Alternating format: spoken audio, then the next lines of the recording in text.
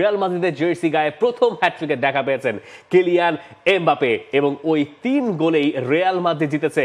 তার চেয়ে বড় সুখবর তাদের জন্য আতলেতিকো মাদ্রিদের সঙ্গে তাদের পয়েন্টের ব্যবধান বেড়েছে, যেটা রিয়াল মাদ্রিদের জন্য একটা দারুণ রাত উপহার দিয়েছে রিয়াল ভায়াদোলিদের মাঠে।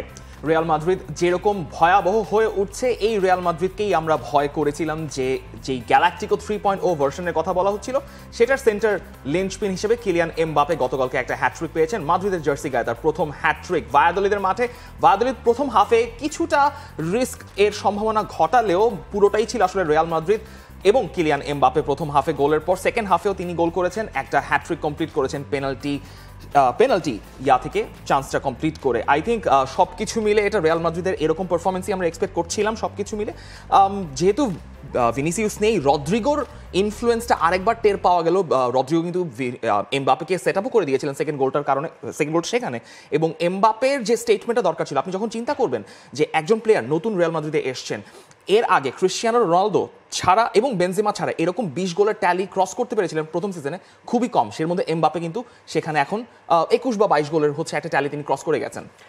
রিয়াল মাদ্রিদের জার্সি গায়ে এরই মধ্যে সব কম্পিটিশনে তার গোল হয়ে গেছে 22টা এবং শেষ 5 ম্যাচে তার গোল সংখ্যা 8টা। এই মুহূর্তে আমরা যদি বলি যে কিলিয়ান এমবাপে অন ফায়ার, তাহলে আমার মনে হয় কোনো রকম কোনো ভুল হবে না। এই ম্যাচে তার প্রথম গোলটা দেখেন জুড বেলিংহামের সঙ্গে দারুণ বোঝাপড়া, তার আগে ফেদে ভালভার্দে, এরপরে গিয়ে তিনি গোলটা করলেন।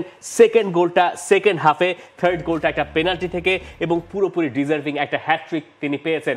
রিয়াল মাদ্রিদের জার্সি গায়ে সব শেষ 5টা হ্যাটট্রিকের একটা মজার স্ট্যাট আছে প্রতিপক্ষের মাঠে গিয়ে, যেখানে কিলিয়ান এমবাপের নামটা ঢুকে গেছে। আমরা সেটা একটু দেখতে চাই, কিলিয়ান এমবাপে কোন রেকর্ড বুকে ঢুকে গেলেন রিয়াল ভায়াদোলিদের মাঠে হ্যাটট্রিকটা পূরণ করে। এর আগে আলভারো মোরাতা, তিনি 2027 কি হবে, ওটা 17 হবে, 17 সাল হবে।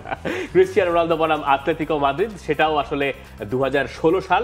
এবং এর আগে ক্রিশ্চিয়ানো রোনালদো বনাম আলাভেস 16তে ক্রিশ্চিয়ানো রোনালদো এবং আলভারো মোরাতা ওখানে একবারই ঢুকেছিলেন। তবে রোনালদোর কাতারে ওই যে রেকর্ড, ছোট্ট রেকর্ড বুকটা, সেই জায়গায় কিলিয়ান এমবাপে ঢুকে গেছেন। আমরা বলছিলাম এই সিজনের শুরুতে যে কিলিয়ান এমবাপে একটু মানিয়ে নিতে তার সময় লাগতে পারে, একটু দেরি হতে পারে, কিন্তু সেই দেরিটা তিনি একদমই খুব বেশি দেরি করলেন না, আমরা বোধহয় এইভাবে বলতে পারি।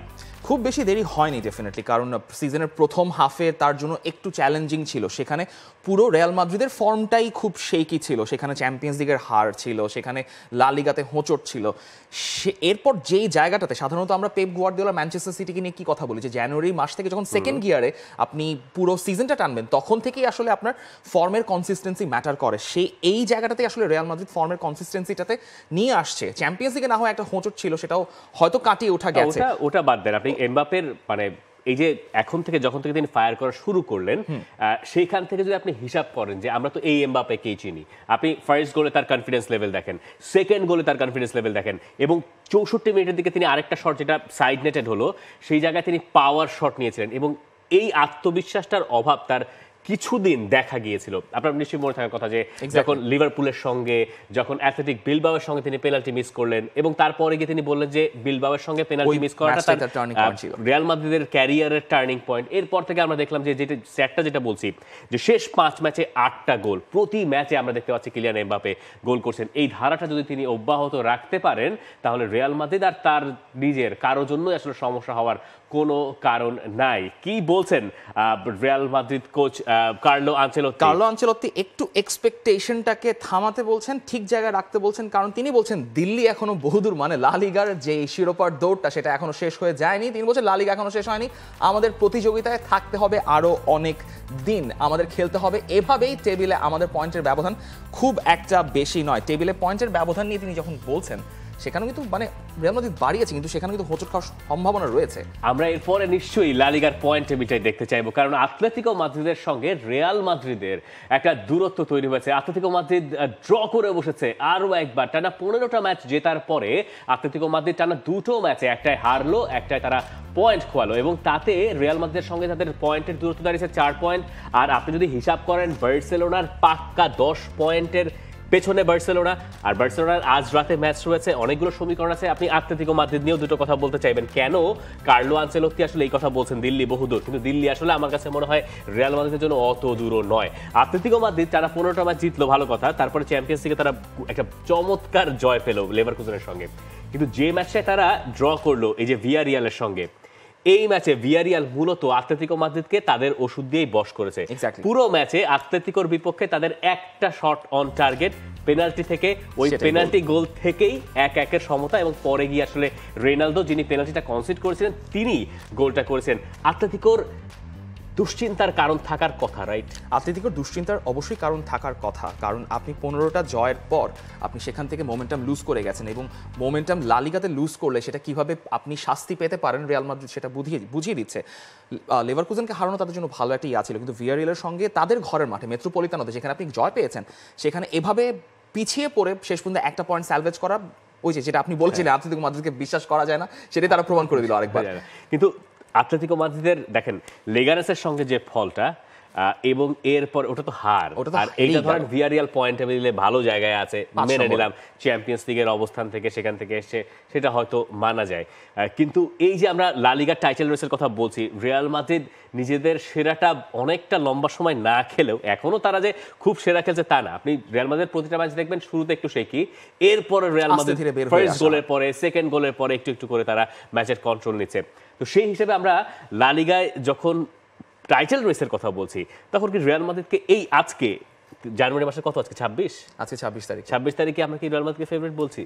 আমরা ফেভারিট বললে তো জিনিসটা আবার উল্টো হয়ে যেতে পারে, আমরা ফেভারিট বলছি, তাহলে আরো জোর দিয়ে ফেভারিট বলছি। যাই হোক, রিয়াল মাদ্রিদ লা লিগা দেখা যায় কত দূর যেতে পারে। বার্সেলোনার ম্যাচ রয়েছে, রিয়াল মাদ্রিদের সঙ্গে দূরত্ব তাদের কমাতেই হবে। আজকের এই ম্যাচ জিততে না পারলে বার্সেলোনার আসলে আর লা লিগার টাইটেল রেসে কোনো সম্ভাবনা থাকবে না। ভ্যালেন্সিয়ার বিপক্ষে ম্যাচ আজ বার্সেলোনার, পয়েন্ট টেবিলে ভ্যালেন্সিয়ার অবস্থান ভালো না ঠিকই, কিন্তু আপনাকে একটু মনে করিয়ে দেই শরীফুল হক, যে এই ভ্যালেন্সিয়া কিন্তু রিয়াল মাদ্রিদের ভালো পরীক্ষা নিয়েছিল এবং শেষে গিয়ে রিয়াল মাদ্রিদকে সেখান থেকে জিতে ফিরতে হয়েছে। এবং এই ভ্যালেন্সিয়ার হচ্ছে আপনার নতুন কোচ এসেছেন কার্লোস করবেন, সেই কোচ আসার পর সোসিয়েদাদকে তারা সোসিয়েদাদের ঘরের মাঠে হারিয়ে এসেছে 1-0 গোলে। এরপর হচ্ছে আপনি বার্সেলোনাকে ফেস করতে আসছেন, যেই বার্সেলোনা শেষ 5টা লা লিগা ম্যাচে মাত্র একটা জয় পেয়েছে, সেই জয়টা এসেছিল ডিসেম্বরের 4 তারিখে মায়োরকার এগেইনস্টে। সেই ওই ফিরিস্তির পর যখন আপনি 8টা ম্যাচেও একটা হবে, 8টা ম্যাচেও একটা জয়, সেই হিসাবটা আমরা যদি একটু দেখি, হেতাফের সঙ্গে তারা পয়েন্ট লুজ করেছে, আতলেতিকো মাদ্রিদের সঙ্গে সেই নাটকীয় ভাবে ম্যাচটা হেরে গিয়েছিল বার্সেলোনা, লেগানেসের কাছেও হারতে হয়েছে, বেতিসের সঙ্গে ড্র, মায়োরকার সঙ্গে তাদের শেষ জয় এসেছিল 8 ম্যাচে, তাদের পয়েন্ট পাওয়ার সংখ্যা মাত্র 6, বাকি পুরোটা পয়েন্ট তারা ড্রপ করেছে। চ্যাম্পিয়ন্স লিগে এক ধরনের ফর্ম, কোপা দেল রেতে এক ধরনের ফর্ম, লা লিগাতে যখন আপনি এরকম ভাবে স্ট্রাগল করছেন, সেটা কিন্তু হান্সি ফ্লিকও বুঝতে পারছেন যে তাদের আসলে ওই মেন্টালিটি পরিবর্তনটা প্রয়োজন।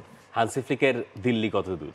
হান্সি ফ্লিকের দিল্লি রিয়াল মাদ্রিদের চাইতেও অনেক দূর। হান্সি ফ্লিক সম্ভবত অনেক পেছনে বসে আছে। দিল্লি সম্ভবত হিথ্রু বিমানবন্দরে। যাই হোক, পরিবর্তন চান হান্সি ফ্লিক। হেতাফের বিপক্ষে পূর্ণ 3 পয়েন্টের সুযোগ আমরা হেলায় হাতছাড়া করেছি, এটা পাল্টাতে হবে। শুরু থেকে শেষে একই তালে খেলে যেতে হবে আমাদের। ভ্যালেন্সিয়ার বিপক্ষে ফ্রেশ লেগস প্রয়োজন, দলে কিছু পরিবর্তন আসবে। চ্যাম্পিয়ন্স লিগে যে একটা ধকল গেছে বেনফিকার বিপক্ষে ম্যাচে, এরপরে তো আসলে কিছু ফ্রেশ লেগের এক্সপেকটেশন বার্সা ফ্যানরা করতেই পারে। কিন্তু আপনি এভাবে স্ট্র্যাটেজিটা চিন্তা করেন, আপনি তো মোটামুটি চ্যাম্পিয়ন্স লিগের সেকেন্ড রাউন্ড মানে রাউন্ড অফ 16 আপনি কোয়ালিফাই করে ফেলেছেন, মোটামুটি কনফার্ম, 90% কনফার্ম। সেক্ষেত্রে তো আপনি ভ্যালেন্সিয়ার সঙ্গেই ফুল স্ট্রেংথের স্কোয়াডটা নামাতে চাইবেন, সেটা আতালান্তার সঙ্গে চ্যাম্পিয়ন্স লিগে আপনি একটু বিশ্রাম দিবেন, তাই না? চ্যাম্পিয়ন্স লিগে আপনি বিশ্রাম দিবেন, এবং সেটাই হয়তো হওয়ার কথা। আপনি যেই ফ্রন্ট লাইন দেখছেন, গাভি মাঝখানে, দুই দিকে রাফিনিয়া, লামিনি, আবার সামনে লেভানডস্কি, সেই ফ্রন্ট লাইনটাই আমরা হয়তো দেখবো, পেদ্রি এবং কাসাদো। হয়তো ব্যাকলাইনে কিছু পরিবর্তন আসতে পারে, কিন্তু এই ম্যাচে কোনোভাবে আসলে হেলা করার সুযোগ বার্সেলোনা এবং হান্সি ফ্লিকের নেই। বাংলাদেশ প্রিমিয়ার লিগ 2025, 7টি দলের জমজমাট লড়াইয়ের মাধ্যমে পুরো দেশ দেখতে চোখ রাখুন টি স্পোর্টস নেটওয়ার্কে।